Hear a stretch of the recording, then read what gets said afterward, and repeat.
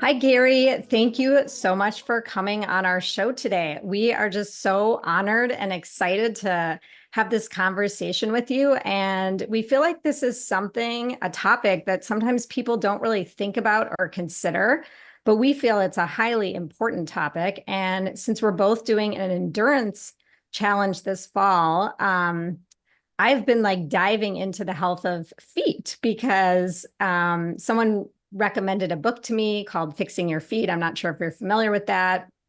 And I just started reading it and researching feet. And that's how I came across you. And then I saw that you were connected with Dr. Chatterjee, and I love his podcast. And I listened to you on his podcast. And I told Stephanie about you. And I was like, we have to get this guy on our show.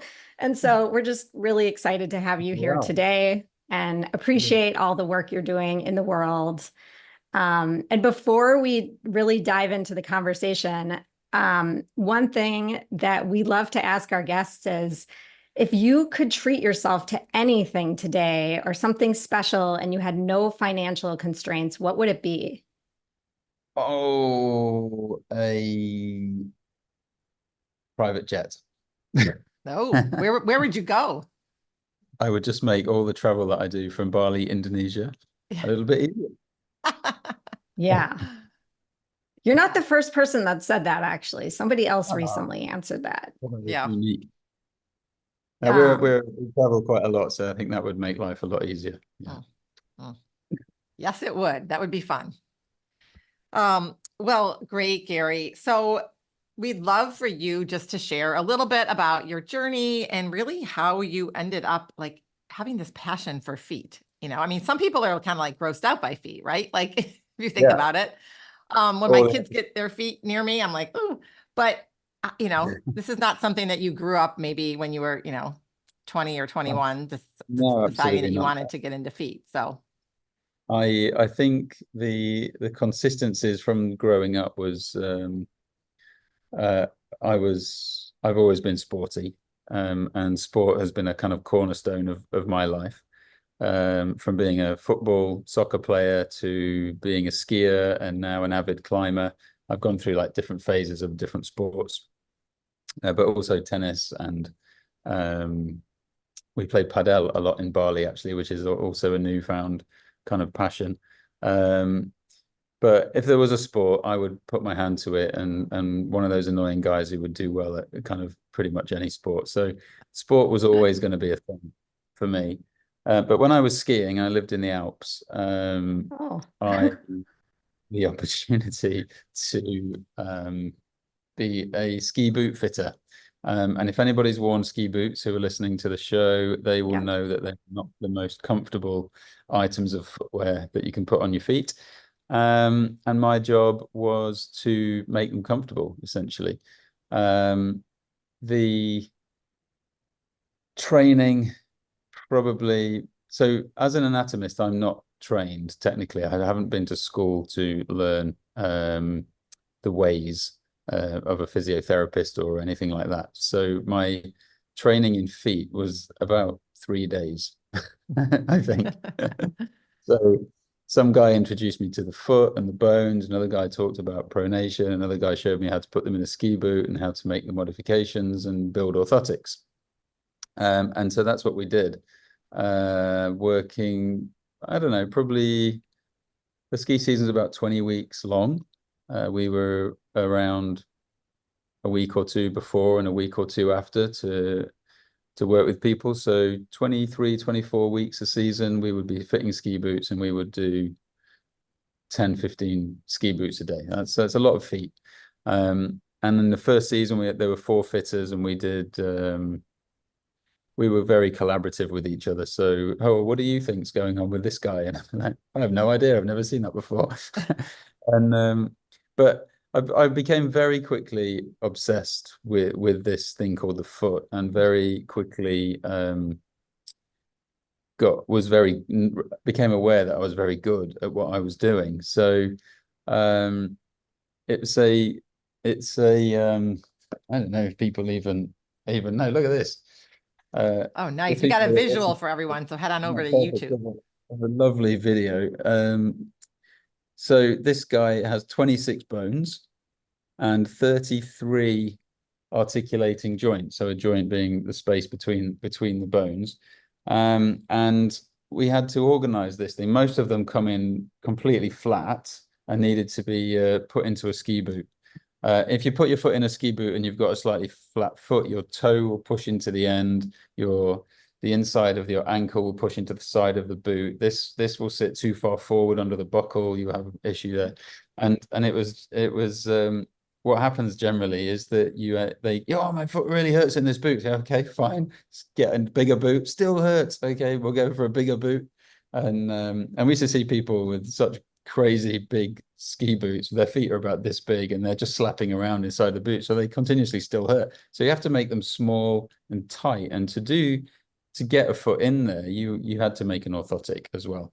And the orthotic would raise the arch, which shortens the foot and narrows the foot and pulls the instep into the right part of the place. And you can shut the buckles and everyone's totally happy. But making an orthotic meant we had to understand the foot bones, the shape of the foot, the shape of the boot, marry it all together and send them out.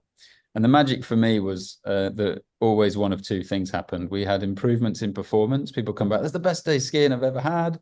Or the other one was, my back didn't hurt today. What did you do? And I didn't have a clue at the time. So my interest was piqued gradually over time. And we saw it so much that I decided I wanted to understand more. And so by this point, I'd quit being a teacher. I was a language teacher, French and German. I was doing a postgraduate in education to be a teacher, and I quit. And that was when I went to the Alps. So I really was a bit over the whole education thing, and I didn't know if I wanted to go back to university to study. So I did a 3-month personal training course and a sports massage and remedial massage course. And that was it. I was on the road. So I was working with feet every day, working with the bodies in the evening, training in the summers, doing like personal training. And then I did that for 7 years. And so 7 years of working with feet, and eventually decided to leave what I thought was the rest of my life. Essentially was to be in ski resorts and work. It was amazing. I loved it, but the passion outgrew that, and I went back to England to be a personal trainer, and then started giving courses, little workshops on foot relationships with posture, and because I realized nobody was really talking about it. And that was in 2006, and by the time I think 2007 came around, I ran my first anatomy in motion workshop because people just wanted me to know what to do. And by 2013, I wrote a book called What the Foot, because it's so aptly named because people genuinely didn't know what I was talking about when I opened my mouth. And secondly, it came out of other people's mouths when they worked with me, because the experience of changes in their feet mean their back pain go away. So What the Foot was a game changer for me, literally. And that was in 2013, published in 2014. And I actually taught my first international course in California in 2014. And I've been teaching around the world kind of ever since. So that's my story. We ended up with online education and global classrooms. And so not bad for somebody who wasn't trained by all traditional means. No, that's an amazing story. And I love that you were started as a fitter of ski boots. Like that's a really unique path. And I have dreamed of having customized ski boots, which is kind of what you're talking about, I think. Someday getting that, because I love skiing and I find ski boots incredibly uncomfortable. But that's a story for another day. What we really want to do is, so you kind of alluded to this a little bit in your story, but can you tell us, how does the alignment of the feet impact overall posture and balance? I think the interesting thing to do is to come back here and say, this structure has 26 bones and you've got 2 of them, one on the left and one on the right. Most people. if we count the number of vertebrae in the back, you have 7 cervical vertebrae in the neck, 12 thoracic vertebrae, which is in the rib cage area, 5 lumbar, and then another 4 and 5 sacral bones and 4 coccyx bones. And so the total there, which should come to me quickly, but it is late here, 7, 12, 19, and 5 is 24, plus another 9 is 33 bones. But the lower ones are fused. So we have approximately twice, well, my maths is really bad. There's 52 bones in 2 feet, 30, 66 joints, and that's what I was trying to work out. You have 33 joints in the spine. So someone's going to call me out on my little mistakes for maths there, but if you do the numbers, you'll notice that there's twice as many movable joints in the feet as there are in the spine. And if your left foot and your right foot aren't balanced and they aren't moving equally, they will create different shapes in your legs as you move upwards, which will put a tilt or a rotation in your pelvis, which will cause a compromise in the spinal posture. So we talk about resting posture, and in anatomyinmotion, we talk about dynamic posture, which is how you're able to move inside your resting posture. And feet will often have resting postures that are flat. We know a lot of people have flat feet or turned out feet. And we're actually, what they struggle with is movement. So the limitation in movement as they are flat, every footfall is kind of identical to the one before. So if you have a flat movement of the foot, you will have the same response in the leg every footstep, which will mean the same response in the pelvis. And if both feet are moving differently or just not the same, you will create this repetitive pattern in your walking cycle. And it's that repetitive pattern that will put stress and strains in areas like low back or knees or hips or wherever it shows up in the body. I'm not just about the feet. It became a whole body model. Ask me about the model in a second, and I'll give you a little eye-opening to that. But what it means is by studying movement, we need to be able to understand movement and put movement back into the feet. So that when both feet get to experience the same movement potential, they get to rest in a similar fashion, which is to put less stress and strain on the pelvis and the upper structures.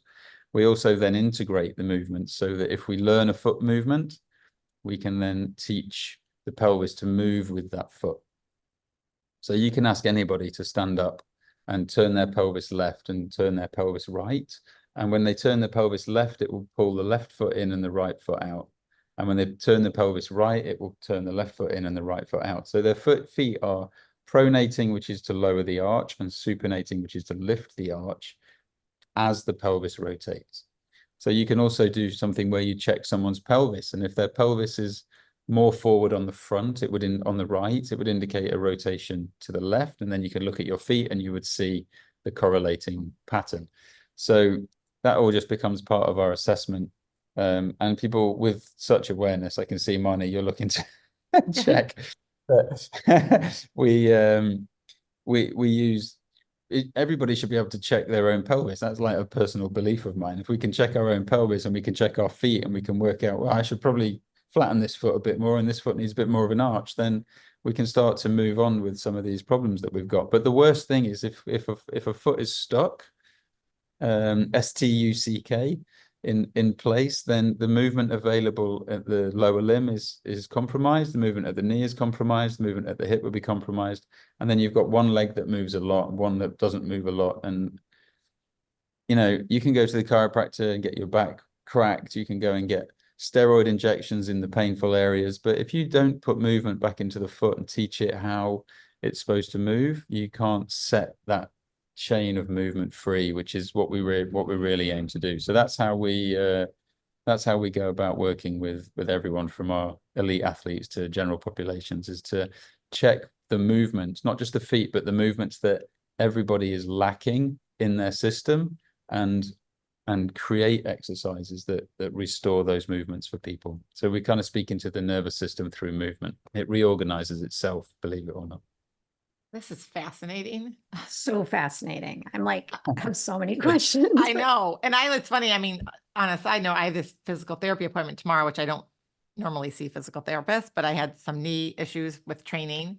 And now I'm like, well, I'm rethinking all that, But anyway, so you mentioned this model. You said ask you about this Yeah, model. Do you thank want to you. dive into that a little bit? Yeah, sure. So because of the interest in feet and watching people walk and seeing how their feet move, I remember seeing a skier one day skiing down like the horizon, and he looked like he was walking, but I knew he was skiing. You could see the snow coming up, and I realized that walking is kind of a part of everything. And out of curiosity, my real interest is to understand the goal of the foot's journey through a footstep. That's what I really wanted to do, and that's what I started doing and trying to map the movement, watching, playing with the bones, what's logical, what makes sense. And as I started to understand that, I started to realize that I need to think about the knee now. So you just mentioned the knee. How does the knee move with every footstep we take?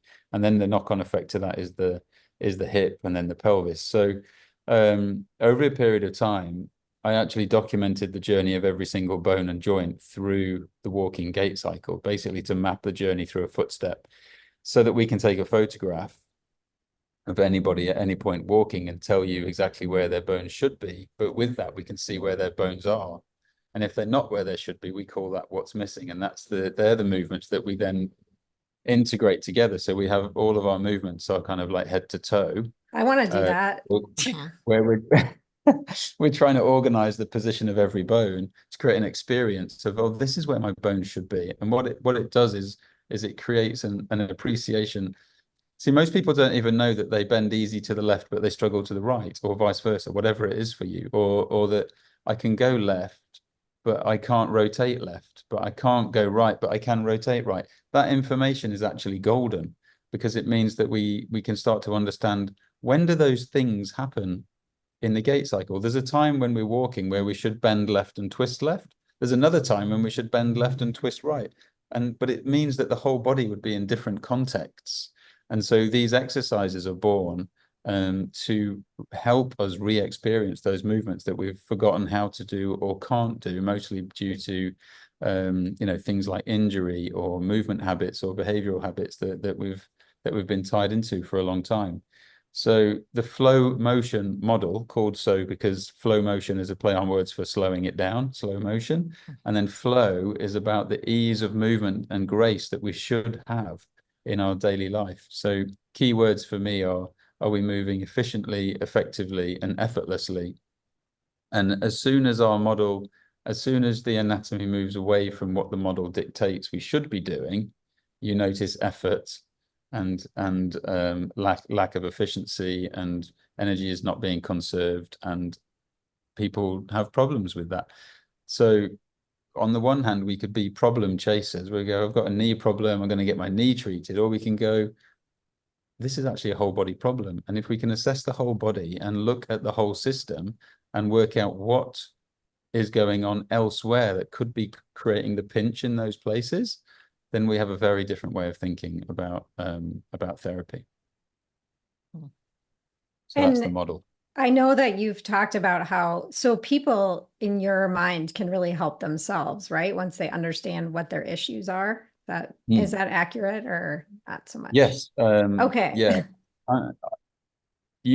I massively believe that we can take ownership of our body with very simple understanding and self-checks. Like we said already, how many people have checked if their pelvis is level or rotated this morning, or how many people have checked to see if they can actually bend their spine left and right equally, or look left and right equally, and even if they did, what does it mean?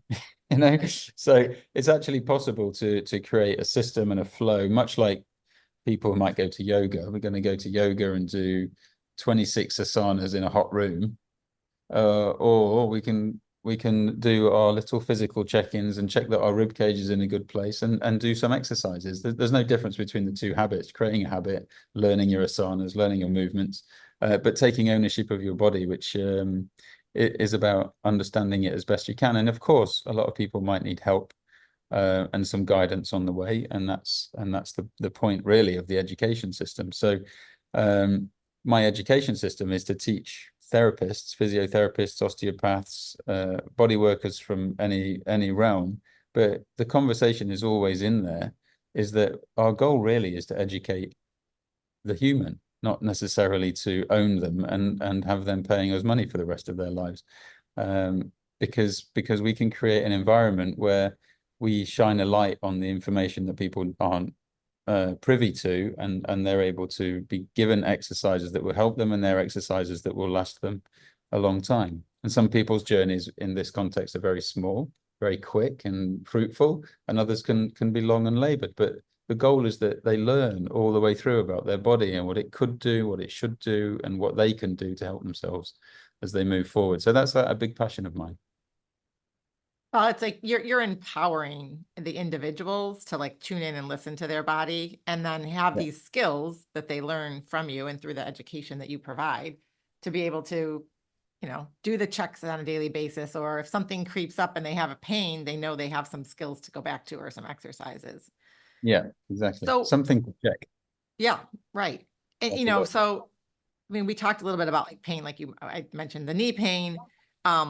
So as far as treating pain, if someone is experiencing lower back pain or the knee pain or whatever, what could a person like look out for? And then maybe what are some simple exercises that people could do on just an ongoing basis to improve their foot function and then their overall movement? Well, it's a good question. It's a challenging question. What can people look for? I think one of the first things is if people haven't had any joy with getting their back pain treated, for instance, or it's something that's constantly have to do it, or keep going back, or it's never ending. We associate the word chronic pain, not sometimes for people who can't get rid of pain, is you're probably looking in the wrong place. That's the first place to start. So where do you look if you're going to look at a place in your body that's not symptomatic? Which one do you choose? And I have a obviously there's a huge assessment process that goes along with this model because it seems so vast, but it can be learned quite simply. But I have a kind of rule around in checking off injury history. So many people have had injuries in the past, but don't necessarily cause a problem today. But you can bet your bottom dollar that your body has adjusted to that injury and probably remained in a position even once the injury is healed, you haven't been guided back to using that part of your body very well. So even with elite athletes that I've been working with, you'll find that their injuries live on in the system. And then other areas of their body end up breaking down. So we don't treat the problem, we look for the thing that's triggered the problem, which is to treat hopefully the cause. But you never know if it's the cause, because things change and the body adapts and moves, and we're constantly chasing the needle in the haystack. But some things help you get there quicker, which is to think about injuries that happened earliest in your life. The biggest insult, the founder of osteopathy, A.T. Stillcourt, talks about insults to the body, and the biggest insult or the earliest insult to your body are going to be very shocking.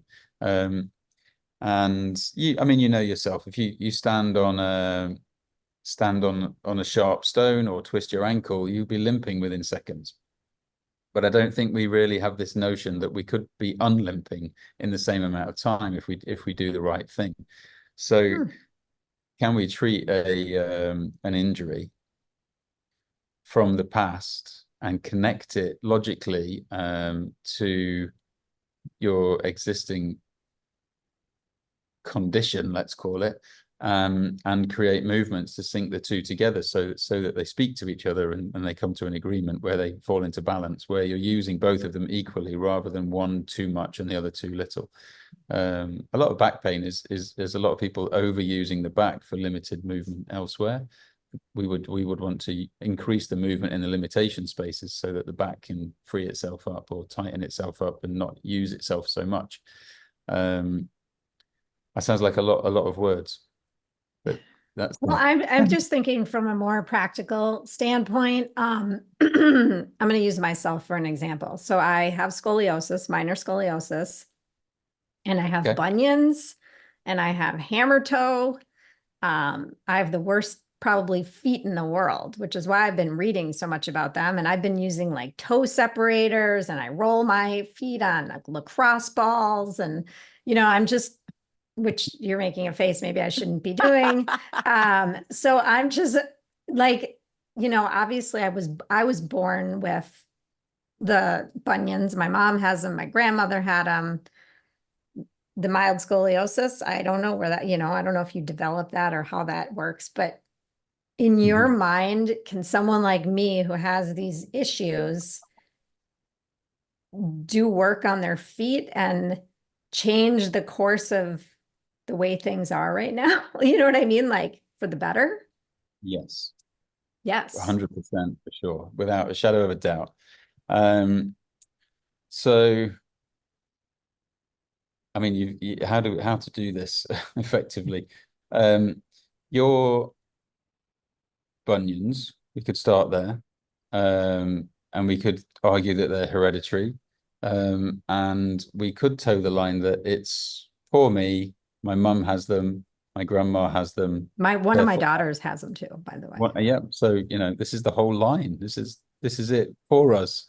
Sorry to be so. Um, I don't even know what the word is, but what if we just tried to understand bunions a little bit differently?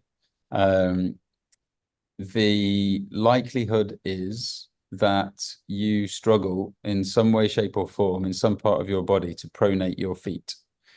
So a bunion is essentially an excessively pronated big toe. And so if we think about before I said that we might have excess movement in our back to compensate for lack of movement somewhere else, well, you have it in your toes. So over time, you've tried using your bunions to generate pronation or lowering of your arches to stimulate pronation in some way, and it's become a bunion. So what we would be doing is we start looking back, come up the joints. So here's the bunion. You come up one joint. Does it have movement? The next one, does it have movement? Here is there movement. So how much movement's in your ankles? Can you create an arch in your feet? One of our rules is that gait is always about the first metatarsal and the fifth metatarsal. So the big toe knuckle and the little toe knuckle being on the ground. So can you stimulate movement in your feet while those guys are on the ground? And can we organize the structures of the bones to enjoy and experience that movement so that we put more of that pronation movement into your foot so that your toe doesn't have to. That's number one. That would run up the system to potentially valgus knees, which is like the X knees. So the knees come in a little bit. They don't have to touch, but give a little shape like that. So then that's also a kind of pronated knee, if you like, and then that might tip up to a pelvis that's tilted forward. So you have like an arch in the low back. I don't know if that's you, but I it's do. just Yep. that would be I the way it goes, absolutely right? do. So these all connect up the dots. So you might find it hard to tilt your pelvis the other way, activate low abdominals, flex the lumbar spine, etc., etc. So that would be something where we need to use that to create permission so that you can rotate your thighs outwards, straighten your knee, and generate an arch in your foot and change the way the pressure sits in your feet. So it's a completely different way of thinking to toe spreaders and rolling, because what the rolling won't do, and this is why I just think that it's just like a painful, unnecessary, time-consuming journey that none of us should really be doing. We need to be kind to our feet because they're wonderful little things. And what the tissues under there, if the feet are flatter, the tissues will be tight because a flatter foot creates an opening of joints on the base. And when muscles span a joint that is opening, they stretch and they become tight. So the general idea is that we now have to go and supinate our feet, create an arch or strengthen them. But in my world, when you're walking, you will never, ever see a muscle shorten first. It's always about lengthening. tissues are always lengthening as joints open and move into the tissue, creating length in the tissue, which triggers the brain to make a contraction. So if we want to generate a contraction in our feet to bring the arch up, we need to get really good at spreading our feet out. And if our feet are already spread and turned out, then that gets difficult. So we need a little device, and our device is a wedge.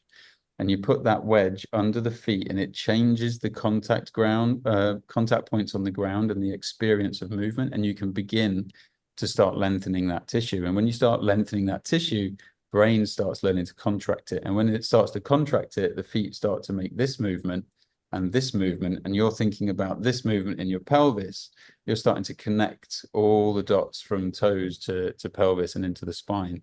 So that would be a really simple way of beginning to work with your bunions. The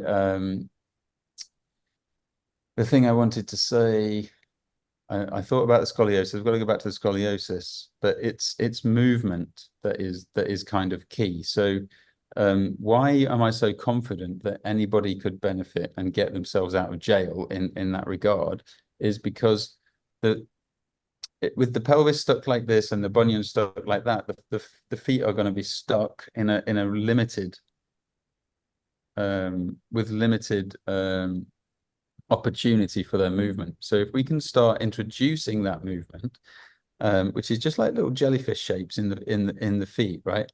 We'll start having all of those bones, 26 of them, traveling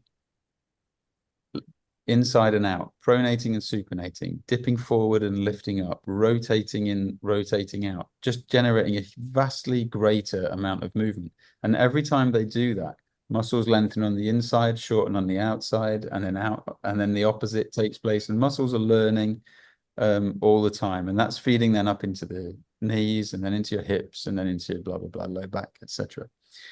And so in terms of scoliosis, it's not a some people have very, very, very bad scoliosis, and there's an opportunity where we can begin to try to help them experience the opposite spinal shape, much like we just talked about in the feet.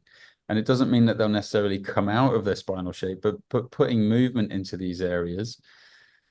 There are certain rules that I have around the spine, the lumbar spine and the thoracic. They're supposed to go together. A scoliosis generally would have a bend in the lumbar and an opposite bend in the thoracic. So we need to kind of teach them to make these curves that are the same through the lower and the upper.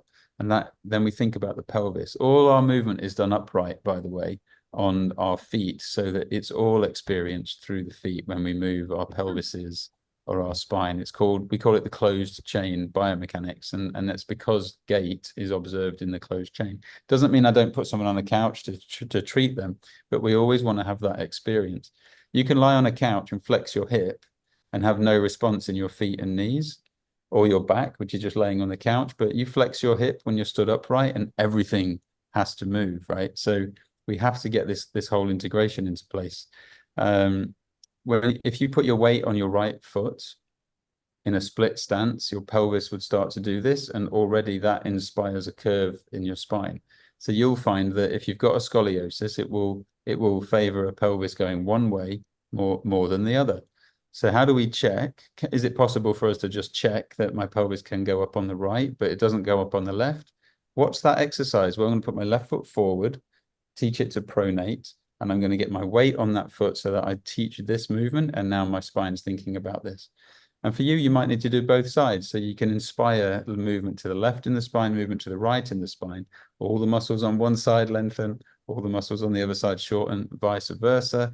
You're inspiring movement in the system. And to me, it doesn't matter if it happens instantly or over time. And I always remind people that they're embarking on a journey with themselves. We call it finding center. That journey to your own center is a position that you can come from where you can access all areas of movement. And that's it's a bit of a quest for the Holy Grail for many people. But at least we know there's a path and an opportunity to get there. So many people will, resonate with what I've said, and many people will it will relate directly to them, and others it kind of won't. I have a lot of people listen to me talk and they go, I'm sure you were talking directly to me.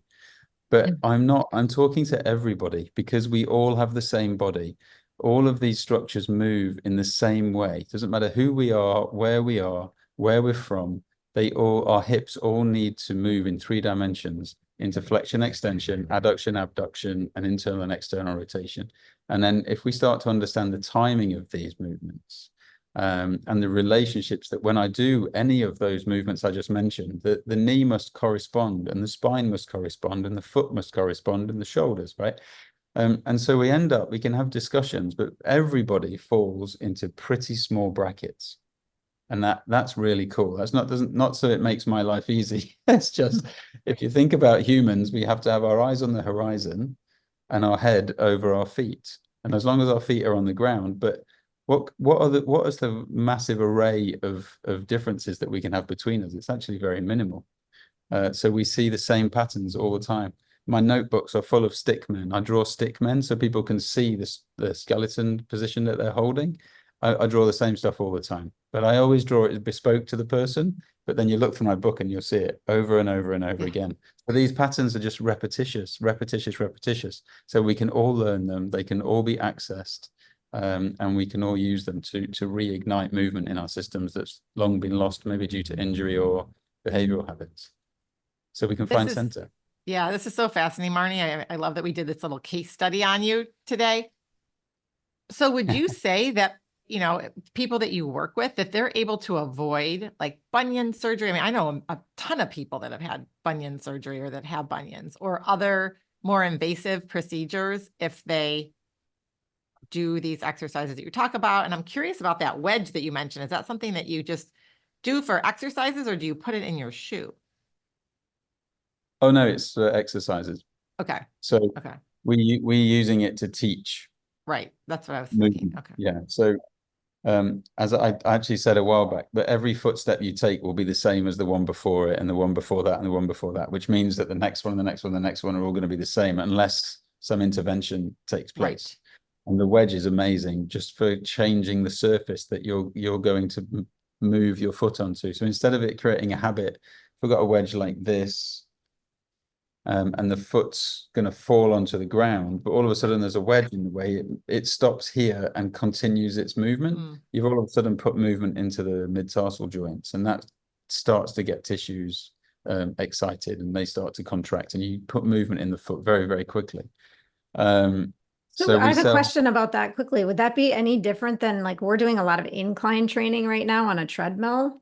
So are we moving our feet in that wedge position if we're walking uphill on a treadmill? Is that similar or not really? Because the global surface is still flat, the bone will probably still fall in the same way, but an increased amount of ankle flexion or whatever. I see what you're saying. Yep. But, so should everyone have this wedge? I feel like this would benefit everyone, regardless of, right? That would be amazing. We all need to order the wedges or whatever. Is that something you sell?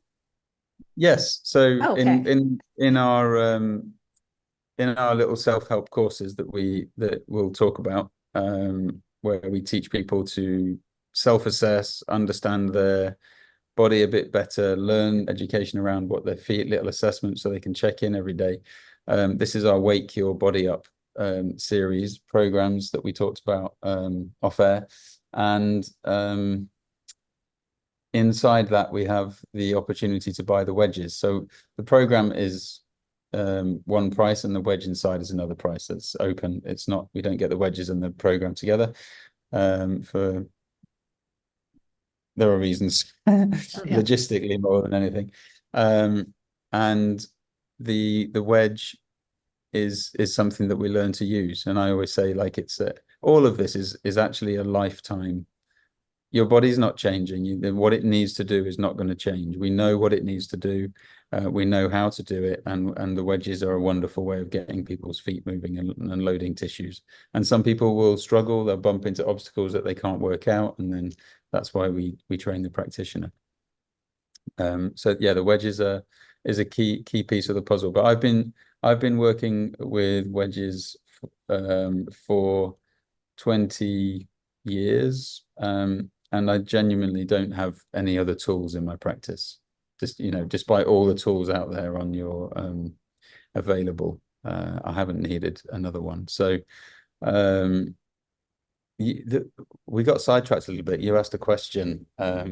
Well, just about like Stephanie. surgery more and like Other specifically surgery I'm talking thing. about Marnie's bunions. I was thinking bunion surgery because that is sort of common. I just love a world I where had it when I was 18, by the way, and my bunion is back. Mm. Or 21. I was 21, not 18. Sorry. what do you think that tells you on the back of what I might have been saying? Well, it well, goes it back to cl- something you said earlier. yeah, Like if like- you have chronic pain and it's not going away, then you're probably looking in the wrong spot. Right. Well, and I also think it tells me that, surgery, maybe it did fix the problem for like 20 years, but clearly I didn't change anything in my movements. And so they came back because of the way I walk and the way I move my body. Because you need it to. Because I'm right. Because of we have a post lined up coming out. I just watched it yesterday, and I'm talking about this, and I hate the word dysfunction, because when you can actually sit down and recognize that a bunion is serving you, it's actually creating movement opportunity for you. We have to think about it very differently. Or we can go like, oh, my bunion's dysfunctional, I just need to chop it off. Or you've got trainers saying you've got dysfunctional hips, let's just chop them off. It's about recognizing that you are where you are anatomically today because of the history, maybe the hereditary, maybe the way you entered the world, injuries, behavioral habits. I've already said that. Movement is a behavior, and our body will set ourselves up for a win. But if it's compensating for a problem, and we don't deal with that problem, and it compensates again, eventually we start running out of room, and we end up in problematic spaces. And so our solutions to previous problems become the new problem. But the previous problem is the thing that we should be dealing with. So I have a horrendous story about I never actually met this woman, but actually it was a mentor of mine, told me of a friend who'd fallen off a bike, landed on her hip, and she had foot pain she had like a sesamoiditis, which is the two little bones there under the big toe knuckle. And so they removed one of her sesamoids, but the pain didn't go away, so they removed the other sesamoid. So the pain didn't go away, so they removed her big toe. We never asked the question or got involved in the idea that she actually landed on her hip, which created a shift or an adjustment in the hip and the spine and led to a lot of pressure happening on the right big toe. Because if we all put our hips to the left, she'll get pressure we'll all get pressure in exactly the same place. So sesamoiditis, plantar fasciitis, they're all labels, and we have these labels without recognizing that they're actually just an anatomical situation that is geared up to kind of help you, or has been forced upon you due to injury or whatever. But I believe they can all be unwound. Just have to look hard enough, pay enough attention. Would you say that flexibility is tied into this too? Like if a person is tight in their back or in their hamstrings or whatever, or not as much. Are you talking about yourself again? Well, maybe, but I think I have a lot of problems, clearly. No, but I'm just curious. Let's take so if the pelvis is tilted like this, and the hamstring attaches onto the pelvis, and this part of the pelvis lifts up. Now all of a sudden you've got a tightness in your hamstring. So in order to bend forward and touch your toes, this pelvis needs to do this, but it can't anymore because it's kind of at full length, right? Yeah. But what that also does is start to curve the spine, like we mentioned with you before, a little lordosis in the lumbars, and then that creates like a contraction in the tissues, which can also be described as tight. So we've got tight hamstrings, long, tight low back, short tissue.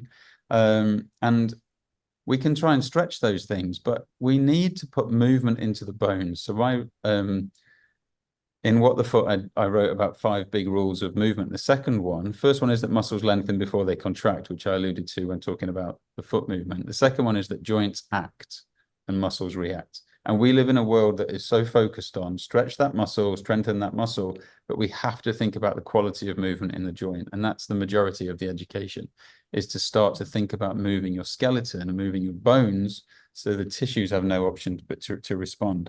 Whereas you can work a muscle super, super hard and have no impact on a joint. We have people who contract their quads as hard as they can and the knees don't straighten. They'll straighten to a point, but they remain bent because of the relationship between the foot, the knee position, and the pelvis. So muscles for me are not a primary port of call. It's all about the bones and the joints, and that's why I mapped the skeleton journey through the walking cycle.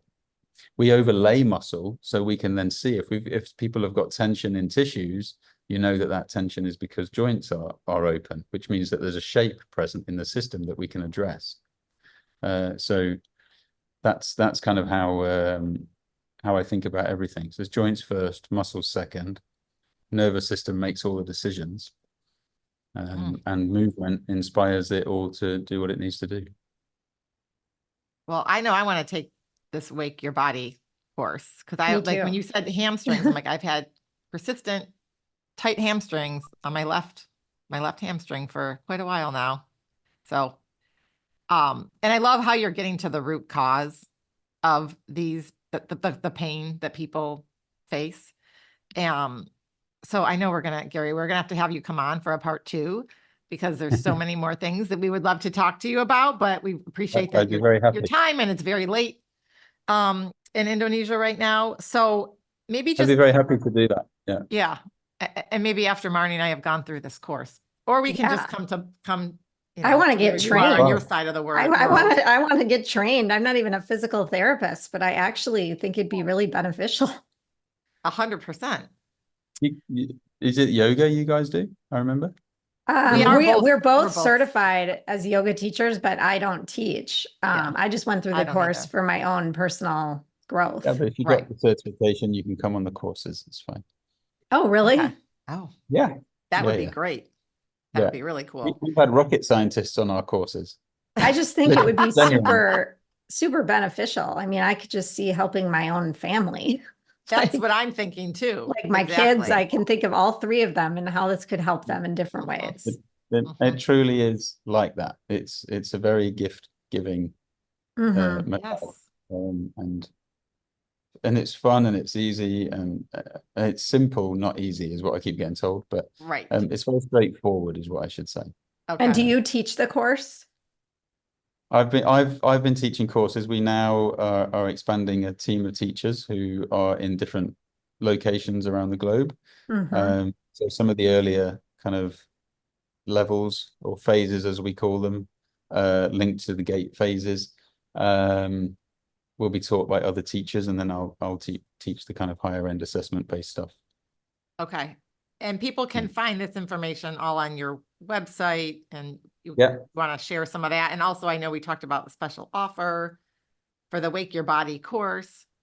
Yes. So I said that we would be able to offer for your listeners. I'm very happy to offer a 10% discount code, which I'll get sent off to you. I think we said we could do Living Well 10. So if we set up Living Well 10, and your readers can access 10% off the Wake Your Body Up program. They will find that at findingcenter.co.uk or anatomyinmotion.co.uk. Both go to the same place. And we're on Instagram mostly, and Facebook, Gary Ward _AIM. And I try to keep all of that material somewhere split between the practitioners who we're trying to excite and the general population who we're trying to help. But as I said earlier, even through the practitioners, the goal is to help the general populations through through education. I don't think we should be holding back information from people. It's their body, it's their vehicle for this life, and they deserve better. Mhm. And there's no point in your age, right? Like you can't be too old for this, I'm guessing. You could be 70 years old and help. Is that, Yeah. I'm not speaking clearly right now, but you know what I'm trying to say. Yeah, there's I've had amazing experiences with old people who start reversing the clock because of movement. I Mhm. think, you know, there may be even people who've been through surgery or had problems in life. Sometimes just a little bit of movement is what helps. You know, we have a big conversation around um, falls in the elderly, and falls in the elderly. The only reason we ever fall over is because our center of mass leaves our base of support, and we haven't got the facilities to put a leg out and stop us, or strengthen our arms to hold us up. But we shouldn't be falling over. So exploring our foot pressures, moving our center of mass around to then pull on tissues and create an experience of movement, and then organizing it into, it creates this big bubble of protection. So as you're, in terms of fall prevention, this is grade A stuff. Sounds So like it our doesn't matter what parents need age. this too. Yeah. And like, that's why I want to get trained. I'm like, I Right. can This help is my for whole family. everybody with a body. Everybody with a body. I mean, I've always Yes. said Yeah. Right. you just know, that's not, it's never going to happen. I'm not going to sell 8 billion wake your body up programs, but you know, I do believe it is for all bodies are the same. We've had that conversation already. Right. Mhm. All bodies are Right. the same. They all need the same stimulus. They all need the same movement. They've had different injuries, different problems, um, and you can have one, pick an injury and line up 50 of them, and they'll all be in different postures. You change, you work with the posture. You can get 20 people all with the same posture, they'll all have different symptoms. You Right. just have to work with the system. It's a whole body problem, whole body movement, reorganization of the system, communicate to the nervous system, and you know, anything is possible. I've always called it the truth of human movement, just because it's um, we've mapped the journey of the walking gait cycle. That's how bones move. So we all know that they flex and they extend. How do they flex? How do they extend? How do they couple with other movements? What's happening above? What's happening below? Long chains of movement. And if you change anything in the model, you change everything in the model. So the model's either wrong or it's right. And it's the results that we get with people that are the thing that help me to you know, constantly believe in it and work with it. Well, that's got to feel amazing knowing you're helping so many people. Yeah, That's it's wonderful. Yeah. I really appreciate all the work you're doing because, like I said, I came across you kind of randomly when I was looking into the feet for my own personal help. But anyway, I know we have to wrap this Oh, good, you found conversation me. up. No, Yeah, that's I wonderful. did. Yeah. So as we wrap up this conversation, one question we love to ask all of our guests is, what does the art of living well mean to you? Um, for me, living well is outside of good movement, I'm assuming you mean, but for me to be pain-free, for me, having had lots of problems in the past, I'm not one of these people who talks about being pain-free and doesn't have an experience of it. Sunlight is important to me. Lack of EMF around me is important to me. Good nutrition, fresh food, no processed foods is important to me. And family, being with my family, exercising together, working together, walking on the beach together. All good stuff. I think we overcomplicate it, and I think it can be really simple. That's Love that. beautiful. And yeah, like you said earlier, simple, maybe not easy, but Yeah. It's hard good to make the ideas change. to aspire to. Sounds like you're Hard to living the dream out there in Bali. Yes. it's Bali has light and dark for sure. It's Yeah. not all, but you know, Right. I Yep. love it. Yeah. Yeah. Someday I'll get there. Yes. Yeah. Well, you've got a reason now. Yes, Well, right. exactly. Exactly.